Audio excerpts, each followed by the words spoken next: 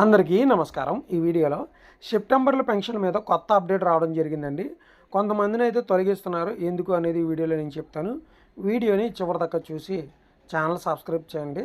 Friends, వీడియోని ఎక్కడ కూడా మీరు స్కిప్ చేయొద్దు, చాలా మిస్ అయిపోతారు. చూడండి, మనకి ఈ యొక్క జూలై నుంచే పెన్షన్లు పెంచడం 7,000 రూపాయలు ఒకేసారి రావడం జరిగింది. ఇంకా ఆగస్ట్ నుంచి మనకి ఈ యొక్క పెన్షన్లు 4,000 రూపాయలు అనేది ఇవ్వడం అయితే జరుగుతుంది.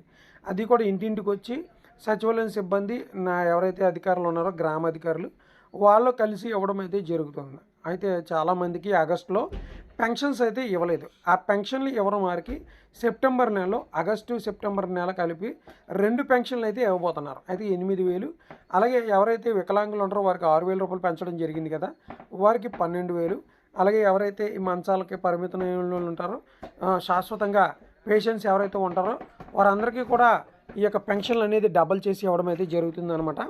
సో మనకి సెప్టెంబర్లో ఏవైతే ఈ ఫేక్ పెన్షన్లు ఉన్నాయో, అంటే ఎవరైతే సాధారణ సర్టిఫికేట్స్ ఫేక్గా సృష్టించుకున్న వాళ్ళు ఉంటారో, డప్పు కళాకారులు ఎవరైతే పెట్టుకుంటున్నారో, చర్మ కార్మికులు, ఇలాంటి ఫేక్ ఇవన్నీ కూడా ప్రభుత్వం అయితే తొలగిస్తుంది అనమాట.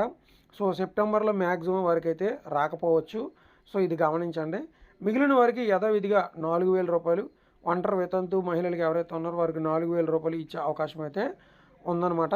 సో ఫేక్ పెన్షన్లు అయితే మెల్లగా తొలగిస్తున్నారు. సో అది మాత్రం ఒకసారి గమనించండి. సో అధికారులు కానీ ఇలా ఎవరైనా సర్వే చేయకుండా కూడా మీ పెన్షన్ తీసేసే అవకాశం ఉంది. సో జాగ్రత్తగా ఉండాలి. మీ దగ్గర పత్రాలు అన్నీ దగ్గర పెట్టుకోండి. మీకు పెన్షన్ రావడానికి అర్హత ఏదైతే ఉందో అవన్నీ కూడా మీరు ప్రూఫ్లు మరలా సబ్మిట్ చేయాల్సి అయితే ఉంటుంది అన్నమాట. ఇది వీడియో.